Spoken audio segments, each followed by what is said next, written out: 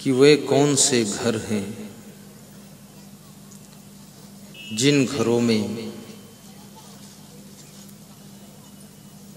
लक्ष्मी का निवास रहता है। संपत्ति और शांति दोनों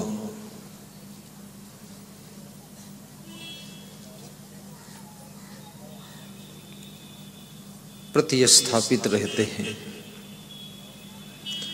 चाणक्य कहते हैं जिसके घर में तीन बातें होती हैं उसके घर में लक्ष्मी निवास करती है।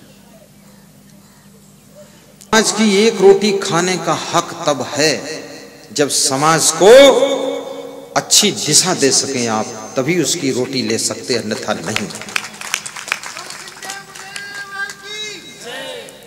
परिवार में शांति दीजिए, लोगों के बिजनेस के विकास के फार्मूले बताइए, देश की भक्ति सिखाइए, तब संत को रोटी खाने का अधिकार होता है। ऐसा नहीं रोटी खाकर खाली सोते रहो, नहीं नहीं। और मैं तो चाहता हूं आपके घर में भी एकता और संगठन बढ़े, बड़े बड़े काम उठाओ, कभी आपस में बंटवारा भी हो जाए तो भी बड़ा काम करने के लिए सब एक हो जाओ और 100 करोड़ का काम उठा दो, और जिसका जितने परसेंट धन लगा है उतने परसेंट प्रॉफिट लो, बड़ा काम उठाइए।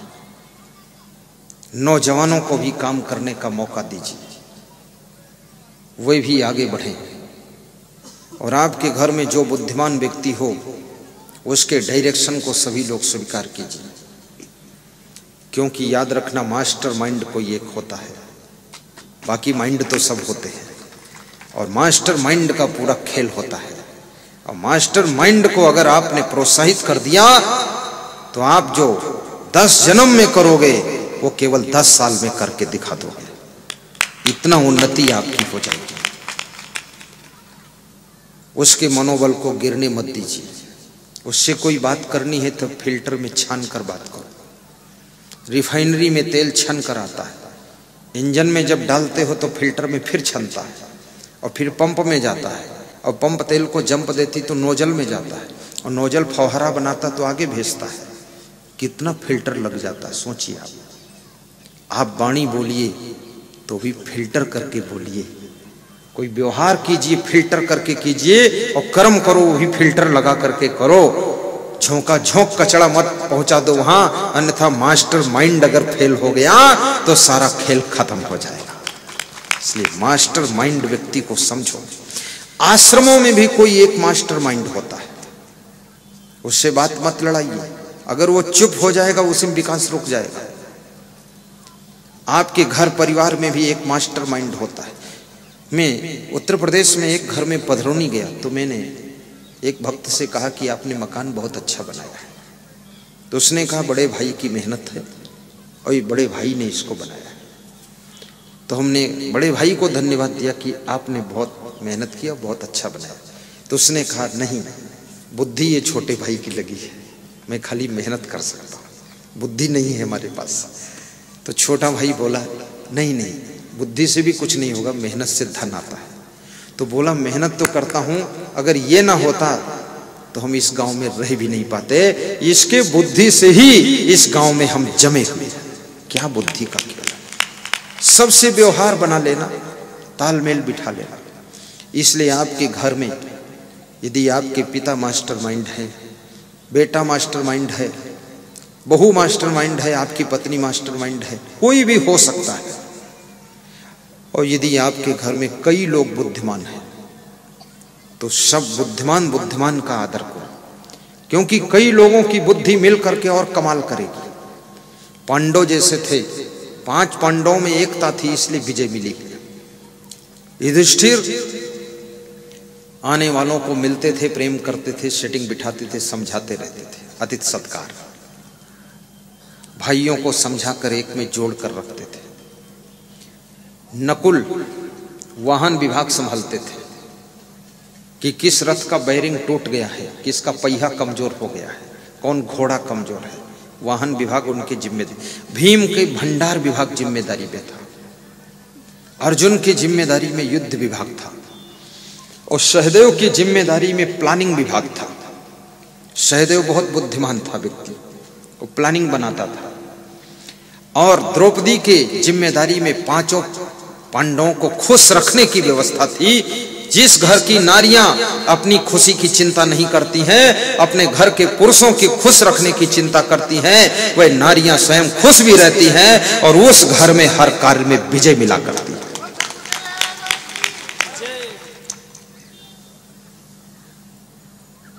श्री कृष्ण भगवान से एक दिन रुक्मिणी ने पूछा, तुम रोज कहां जाते हो, बार बार कहां जाते हो?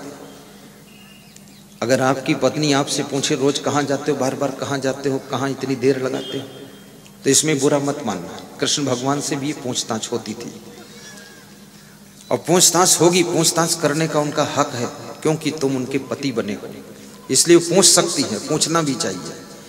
अपने पति के टाइम टेबल का भी हिसाब लेना चाहिए। धन का हिसाब भले कम लो, लेकिन टाइम का हिसाब लो, रहा कहाँ इतनी देर। इसलिए राष्ट्रपति की पत्नी अपने राष्ट्रपति के साथ जाती है। भोपाल में राष्ट्रपति के साथ मेरा प्रोग्राम था, तो मैंने पूछा कि ये पत्नी क्यों आती साथ में? तो उसने बड़ी मजे की बात बताई। बोले, पहले तो ये मेरा पति बना रामनाथ कोविंद, अब ये राष्ट्र का पति बना, अब साथ साथ ना रहूं तो न जाने और कोई का पति हो जाए।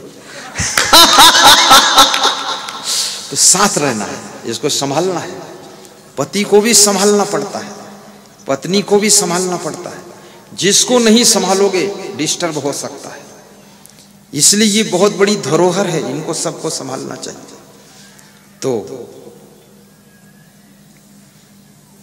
रुक्मिणी ने पूछा तो कृष्ण ने कहा कि तुम इतना संदेह क्यों करती हो? चलो, जहां मैं जाता हूं तुम चल सकती हो, चलो, मैं पांडवों के यहां जाता हूं। तो रुक्मिणी ने कहा, मैं भी चलूंगी, देखूंगी वहां। रुक्मिणी के मन में हुआ कि अक्सर वहां जाते हैं, बात क्या है? तो कृष्ण जी बोले, चलिए। रुक्मिणी को ले गए। रुक्मिणी ने जब वहां देखा तो रुक्मिणी बड़े आश्चर्य में डूब गई कि सभी पांडव खुश हैं, द्रौपदी खुश है। तो द्रौपदी से रुक्मिणी ने पूछा कि तुम भी खुश हो, पांडव भी खुश हैं, इसका रहस्य क्या है? हम कृष्ण भगवान को इतना खुश नहीं कर पाते, हम बहुत रानी पटरानी हैं। तो द्रौपदी ने कहा, तुम सब अपनी खुशियों का ख्याल रखती हो और हम पांडवों की खुशियों का ख्याल रखती हैं, इसलिए सब पांडव भी खुश रहते, हम भी खुश रहते हैं। तो ऐसे अपने घर के लोगों की खुशियों का ख्याल रखो। संसार में मनुष्य एक ऐसा प्राणी है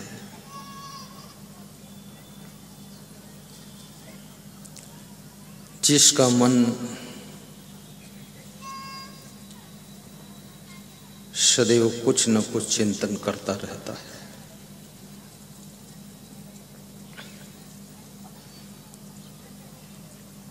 मनुष्य की महिमा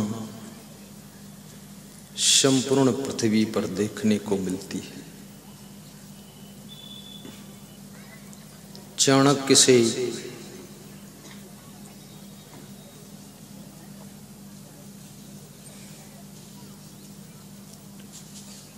किसी भक्त ने प्रश्न पूछा है कि वे कौन से घर हैं जिन घरों में लक्ष्मी का निवास रहता है। संपत्ति और शांति दोनों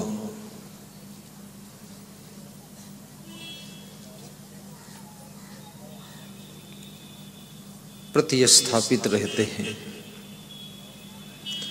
चाणक्य कहते हैं, जिसके घर में 3 बातें होती हैं उसके घर में लक्ष्मी निवास करती है।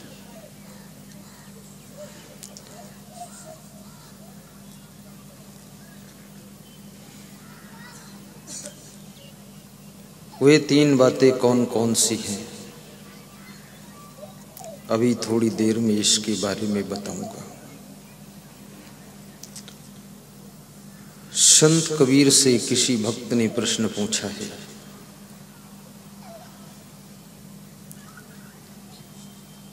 कि संसार में आपने क्या देखा है।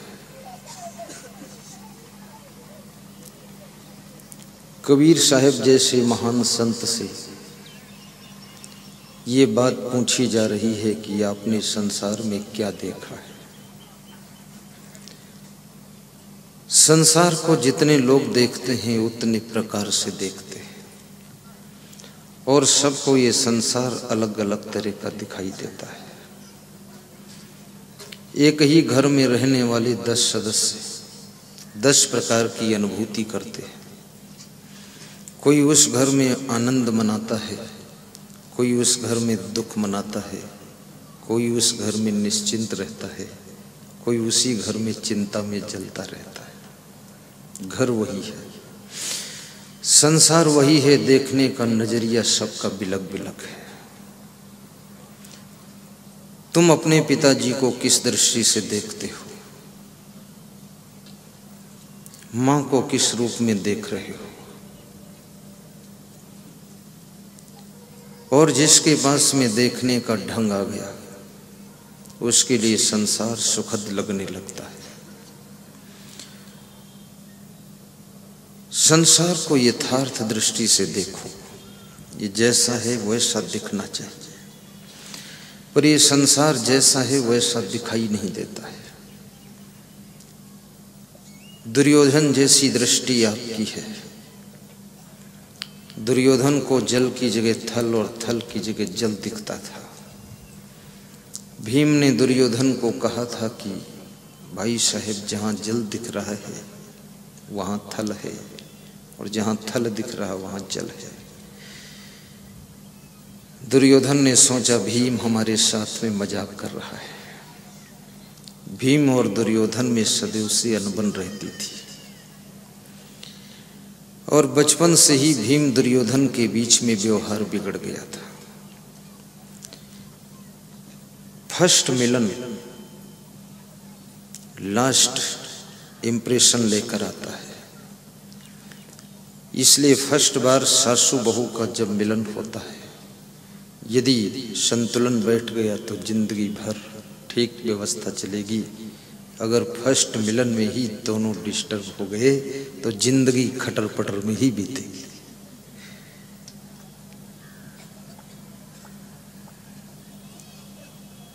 फर्स्ट बार में बहुत सावधान रहना चाहिए। जितने लोग दुनिया में मिलेंगे आपको उतने स्वभाव के लोग होंगे, लेकिन बुद्धिमान वह व्यक्ति है जो विभिन्न स्वभाव के लोगों के साथ में अपने आप को एडजस्ट करना जानता है। कोई क्रोधी मिलेगा, कोई लालची मिलेगा, कोई लोभी मिलेगा, कोई बातें ज्यादा करेगा, कोई चुप बैठेगा, कोई हंसेगा बहुत, कोई बिना जरूरत के भी खुश रहेगा, कोई तुम खुश करोगे तो भी खुश नहीं होगा।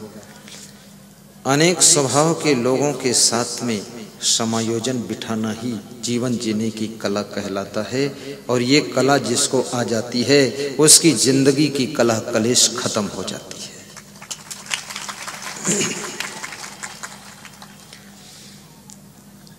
बहुत लंबी फैमिली को चलाना बहुत बुद्धिमान व्यक्ति का कार्य है।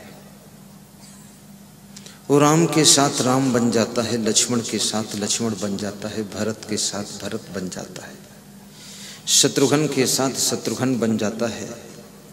उसकी अपनी कोई जिद नहीं होती, अपना कोई हट नहीं होता है। उसका स्वभाव ऐसे होता है जैसे जल होता है। जल को कटोरी में रखो तो सेट हो जाता है, गिलास में रखो तो सेट हो जाता है, थाली में रखो तो सेट हो जाता है, भगोने में रखो तो सेट हो जाता है, अंजलि में लो तो सेट हो जाता, मुंह में भरो तो भी सेट हो जाता है। ऐसे जल जैसी उसकी जिंदगी होती है, सबके साथ में सेट हो जाता है, इसलिए जल ही जीवन कहा जाता है। ऐसा व्यक्ति बहुतों के लिए जीवन का काम करता है।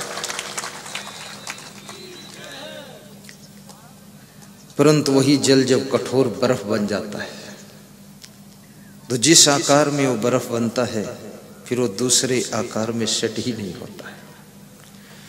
जब तुम बर्फ जैसे कठोर हो जाते हो तो छेनी हथौड़ी से तोड़ तोड़ करके तुमको सेट किया जाता है, तब तुम पर चोट मारी जाती है। इसलिए जल की तरह तरल, कोमल, शीतल, सरल रहो।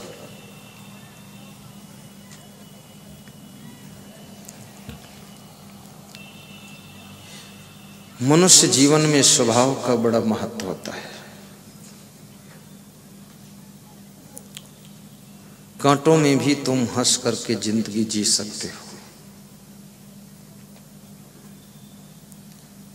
अच्छी सड़क पर तो सभी लोग गाड़ी चलाकर मंजिल पर पहुंचा देते हैं, लेकिन मोड़दार सड़क हो, खाड़ीदार रास्ता हो, साइड में पहाड़ी हो, दूसरे साइड खाड़ी हो और बीच में तुम्हारी गाड़ी हो,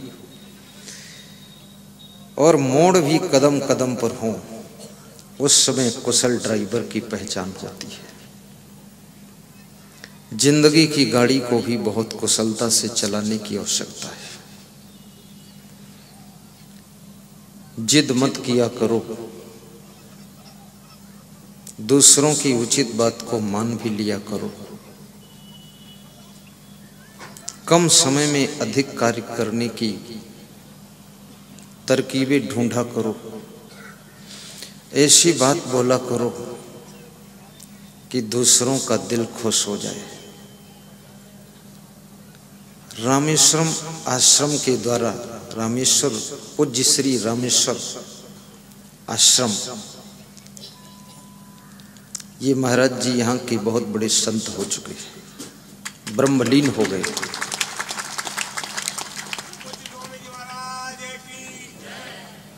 उनके द्वारा स्थापित आदर्श विद्या मंदिर में आज हम सत्संग करने गए थे।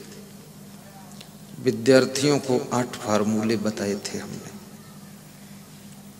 अब विद्यार्थी ऐसे भी एक मनोरंजन जीवन होता है।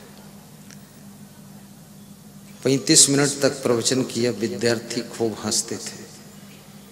आदर्श विद्या मंदिर की प्रिंसिपल केशव राम पाटीदार बार बार हाथ से सबको शांत करते थे। बस बस बस। विद्यार्थी हंसते थे, मैं भी हंसता था। हंसते हंसते 35 मिनट की प्रवचन की यात्रा पूरी हुई। 8 बातें विद्यार्थियों को बताई गई। संत की एक एक बात, एक एक शब्द जीवन को विभूषित करता है। विद्यार्थी जीवन आपकी जिंदगी की महल की नींव होता है। बाल अवस्था का चूका हुआ व्यक्ति युवा अवस्था में पछताता है और दुख पाता है। युवा अवस्था के समय को खोने वाला मनुष्य वृद्धावस्था में ग्लानि और चिंता का शिकार होता है। वृद्धावस्था में भी जो नहीं संभल पाता है, वो मरण अवस्था के समय बहुत व्यथित होकर मरता है और अपने अगले जन्म को भी बिगाड़ लेता है। इसलिए बाल अवस्था में सावधान होइए। बालचंद राठौर बन जाइए, बालचंद गुप्ता बन जाइए। बाल अवस्था है।